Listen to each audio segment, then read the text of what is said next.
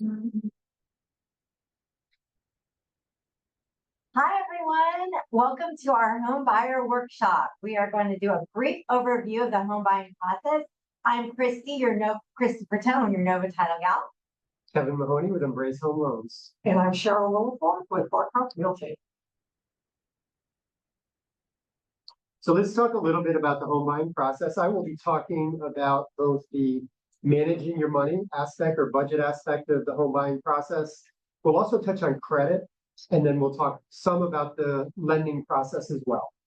So let's start out with what are some of the benefits of home ownership? Why is it that so many millions of people each year purchase a home? I would say the number one reason is wealth building equity in a home. So when you purchase a home, as you own that home, the value of the property is going to increase over time. And as you pay your mortgage payments, the balance is going to decrease. In this area, if you own a home for 5 years, in most situations, you'll have about $100,000 or more in equity after a 5-year period. Tax savings is another great motivator for home buying as well. So let's talk a little bit about budget. A spending and savings plan is a budget you put together to look at both your expenses as well as your income. From a budgeting perspective, you're always looking at your net income after your deductions and your withholdings and looking at your outlay. The goal is to try to build as much savings as possible and to try to pay down as much debt as quickly as you can. There are different types of debts that each of us have. There are both variable expenses and debts as well as fixed expenses. So a fixed expense would be something like a car loan, installment loan. Variable expense would be a credit card where the balance and the payments fluctuate from month to month. So in buying a home, in looking at a budget, you're looking to see how much you can put away towards savings for your down payment, as well as trying to pay off as much installment debt and credit card debt as possible. A good first step is to sit down with a lender to determine where your available capital should go. Should you put that towards paying off a car loan, or would it be best placed putting it towards savings? So those are important things to keep in mind as you're going through that process. Also looking at areas where you can cut back on your expenses. Are you spending a little bit more than you need to going out to eat each month or going to Starbucks? So look at these areas where you can trim back, and also look at unexpected expenses that come up. We all have car expenses. We all have medical expenses. Those are some things we need to really keep in mind when we're budgeting. If it's a budget item that only occurs every 3 or 4 months, such as a car expense, we'll want to try to budget out for the entire year for that and determine what is the average expense that I have in that particular category. Also, looking at future expenses. We all have friends, relatives, neighbors, coworkers who have birthdays. So budgeting for those types of expenses as well as holiday expenses is very important. So let's also touch on some of the big decisions that we need to make in preparing for a home purchase. If you're looking to buy a home in the next 6 months, next year, or even 2 years, it's important to look at the financial decisions you'll make during that time frame and determine how that might impact your ability to purchase a home. So one example of that would be, let's say you get pre-approved for a mortgage for a $500,000 townhome, and then after that, you go out and purchase a car that adds a $500 car payment to your monthly expenses. That will impact your ability to purchase a home as well as the price range you qualify for. Most likely, with that additional expense, the price range you qualify for will probably drop about $80,000. So again, this is an area where you probably want to have a conversation with a lender before making a big financial decision such as that. And when it comes to budgeting, coming up with a system that works for you, whether you do most of your work on a laptop or a cell phone, we want to come up with a system that you can do on a consistent basis that you will be able to do very easily. It doesn't take a lot of time. Now, when it comes to credit, it's extremely important to monitor your credit. There's some wonderful tools on the internet where you can really look closely at what's happening with your credit scores on a monthly basis. If you're paying down your credit card debt, you're most likely really reducing the amount of credit card balances that you have, which should be increasing your scores. Credit utilization is a huge part of a credit score. as well as the credit history. So if you have some late payments on your credit, that's going to have a negative impact. If those late payments were 5, 6, 7 years ago, it's not going to have much of an impact, but more recent ones can have a very significant. Credit utilization impacts the score. That's actually about 30% the credit score, and credit history is about 35%. So just by focusing on those particular areas will really help you significantly as you're trying to increase your credit score. Now, the way credit scores impact the ability to purchase a home is it can not only determine whether you get approved or not, but it also impacts the interest rates that you qualify for. So focusing on that area is very important as you're preparing for that home purchase. So I have a question, Kevin. So if I'm in the process of trying to purchase my home and I'm gonna go to you and get pre-approval for my loan, are you saying it's better for me to take some steps to improve my credit score first? If my credit score is not so great? Absolutely. And that's an interesting question because I think human nature is to wait until you get those credit scores where you want to see them before going to someone such as a lender to review that. It actually makes a lot more sense to speak directly to a lender early on, take a look at that credit. They have some tools that might be able to help you in that area. So you can help my credit score while I'm trying. Exactly. Great. Exactly. So there's some great tools to get scores up quickly and to know exactly where to put those available help. So wonderful question. So let's talk a little bit about the mortgage process. There are several mortgage products. The two most common are FHA loans and conventional loans. With FHA loans, the criteria is slightly different from conventional. Credit score requirements are not quite as stringent. So with a FHA loan, typically a 620 score is kind of the typical score that's needed to get approved. Although it's possible to get approved with a credit score as low as 580 on an FHA loan. For a conventional loan, credit requirements are a little bit more restrictive, but there are some benefits to that particular loan program as well. The down payment is slightly less, and the mortgage insurance is a little bit more attractive on a conventional loan as opposed to an FHA. Yes. Questions? Okay, great. So let's talk about how to get that process started of buying a home and of getting approved for financing. So step one is to get pre-approved with a lender. So that's a process of providing an application or completing an application, having someone review your credit report, and also providing your income and asset documentation. What the lender will do is they will review that information, determine what price range you qualify for, and with that information, you're armed to go out and find the property that fits your needs. The pre-approval will state how much you're approved for or pre-approved for, and then your real estate agent can help you to determine what properties are available in that price range so you can begin your search. One of the important aspects of getting pre-approved are debt ratios. So a lender is going to look at two different debt ratios. They'll look at what's called your front-end ratio or housing payment ratio.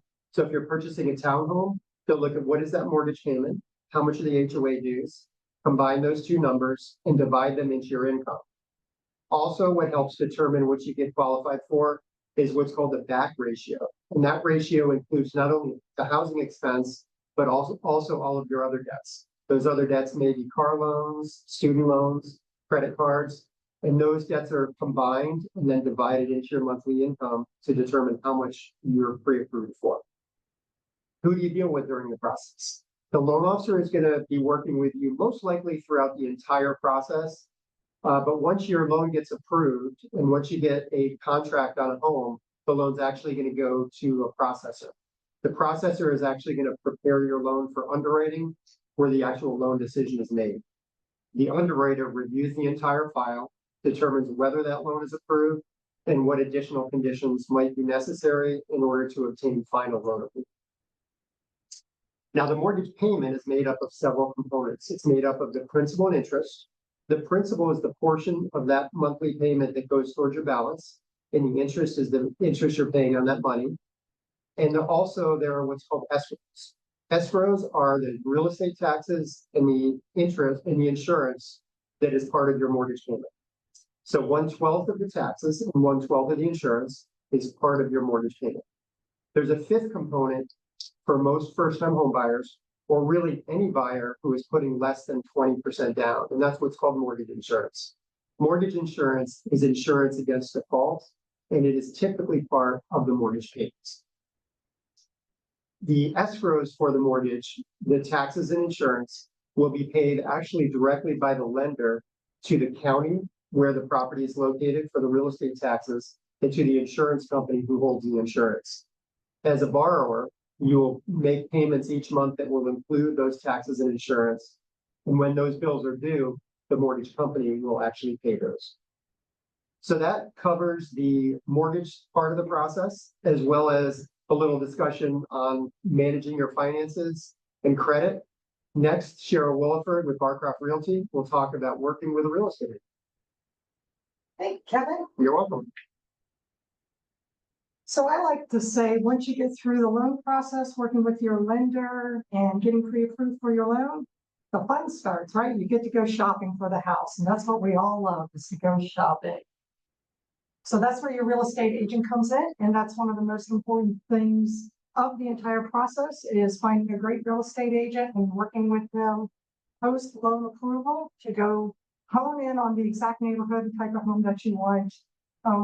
But it's good to know there are a lot of other things that your real estate agent does other than just help you shop for a home. So real estate agent has a lot of education and expertise in contracts, contract administration, in using the tools to help you search for a home outside of just what you see on the internet today. Your real estate agent knows all the neighborhoods, they know market conditions and the economics as well. That's really important. So it's not just about knowing the location of where you want to live or where the neighborhoods are, where the types of houses are. It's knowing down to the neighborhood level what those market conditions are. Are houses in that neighborhood selling above asking price, below asking price? And that can change month to month.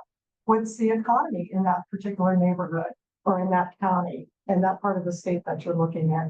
All of those things a really educated real estate agent will be able to help you with, and that will help you get the best deal for the house and help get you into the house that is your dream home.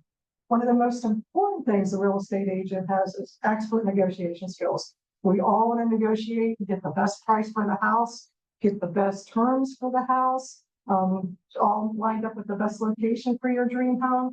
Your real estate agent has years and years and years of experience negotiating. They also know how to negotiate with the seller's agent, even though they're working for you as a buyer's agent. So it's great to have a real estate agent that has a lot of breadth of experience in all the different types of negotiation. They will help you get that contract through. Right now, it's a very competitive market, especially in this Northern Virginia area and especially inside the belt. So if you've at all started to look for your home or done any reading, you'll know that most houses have multiple offers on them. Some are likely to go above asking. So make sure your real estate agent can talk to you very well about how to negotiate for every specific case. Tools of the trade. So your real estate agent will be expert at doing those home searches in the MLS databases, not just out there on Zillow or Redfin, which is where most of you will start. But we can really hone in on all the specific conditions and details of the home, the criteria for the house, the type of house that you would like to find. We can find a lot of diamonds in the rough, so to speak, and we definitely know all those neighborhoods that just don't always show up on the internet. There's a lot of great neighborhoods in Northern Virginia. When you go out and shop for a house, start by looking at open houses. That way you can look at the neighborhood, you can look at the styles of the houses, drive by in the daytime, drive by in the evening, and keep a checklist of what you like. Once you start looking for houses and once you go with your agent to look at a whole bunch of houses on a daily basis, you're going to lose track.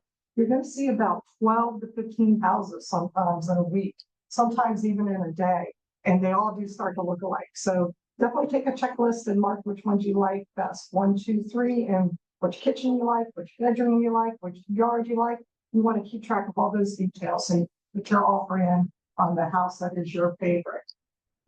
Your agent will help you with those negotiating skills on the house by house basis based on, again, how long it's been on the market, the days on market. Most of us know that term, which neighborhood it's in, what those market conditions are. And then when you're ready to go, we'll put the offer in. Your real estate agent will write that offer contract for you. It is the sales contract that they'll write, and they'll go over the terms of that contract, not just the price, but do you want a home inspection? How many days do you need for closing? And be sure to talk to your agent about that because those are called contingencies and those are the legal ways that you can actually void and back out of that contract without getting any legal trouble. So you want to make sure if you find on a house and you decide for some reason that you want to cancel that offer, that you work with your real estate agent and you do it against one of these contingencies. Co-inspection's the most common one, and make sure you back out of that particular offer in a legal way so you can go on and you can offer on the next one. You will need to come up with an earnest money deposit, and your lender will talk to you about that when you put an offer in. That earnest money deposit is just one of the few items that you have to come up with cash in advance, but it's held in escrow and it's part of your down payment. It'll go towards your down payment at closing. Your real estate agent will work with your lender and your closing company to help you figure those details. So the final steps, after you found your house, you put your offer in, you win the offer, you go under contract, and then you go through the closing process. So Christy from Pride Settlement is going to walk us through what that closing process looks like. Thank you, Cheryl. Christy. All right, everybody, this is an exciting time. So you have your ratified contract and you are now going to start the final process and work with a title company. So what does a title company do? A title company is going to help you with making sure title is clear to pass on to you so that home can be conveyed to you and you'll have ownership.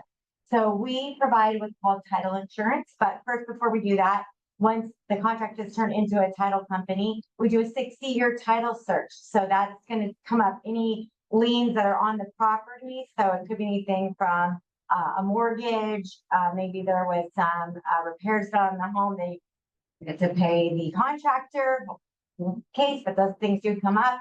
Maybe they owe back child support, taxes, things like that. So title insurance is what's going to cover you from anything that does not come up on that 60-year title search. So that's very standard. It's paid for by you, the borrower, and it protects you against liens, encumbrances, defects on the title of the property, unpaid taxes, errors in recording legal documents, and false claim of ownership. So these things do unfortunately happen more often than not, even with new construction as well. So it's always very important that you protect yourself for the lifetime of the home. So this is a one-time purchase. It is done at closing, and it is amount that you're going to bring to the table. It's a percentage of usually where the property is located, and so for example, that's just something that comes out of your closing costs. But again, you're paid one time. It's a lifetime guarantee, so no one can ever take your home away. So there's a couple of things.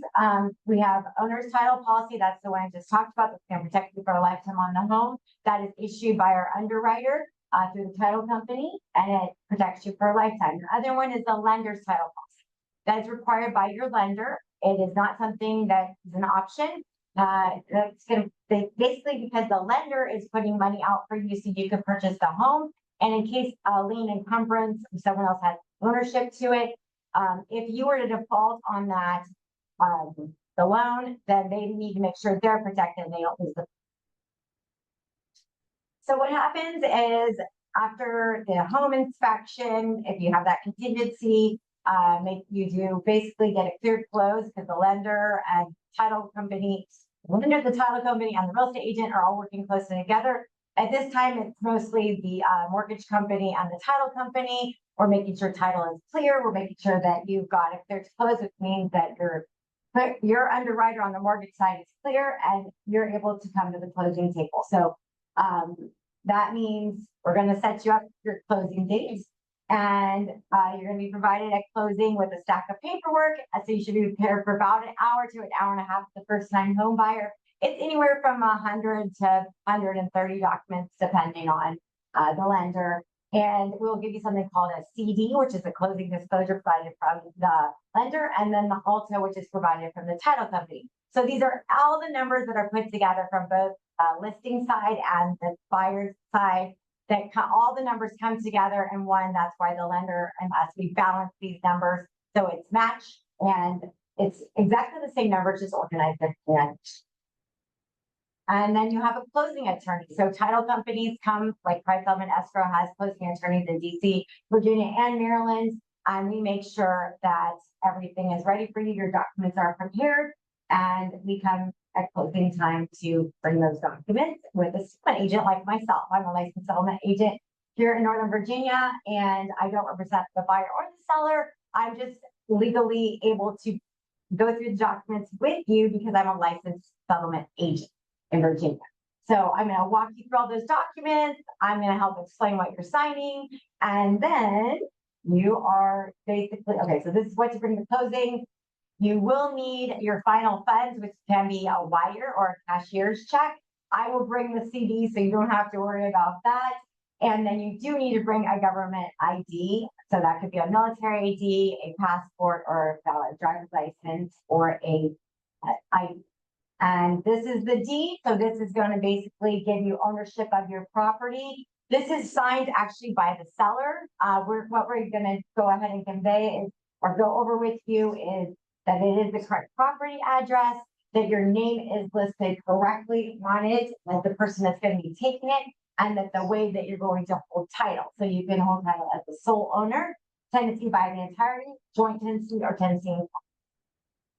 And this is a promissory note. So this is one of the documents given by the lender to us that we will explain at closing. It's basically your promise to pay. It tells you when your due date is, your interest rate, the terms of your mortgage or your loan, and any late payment penalties.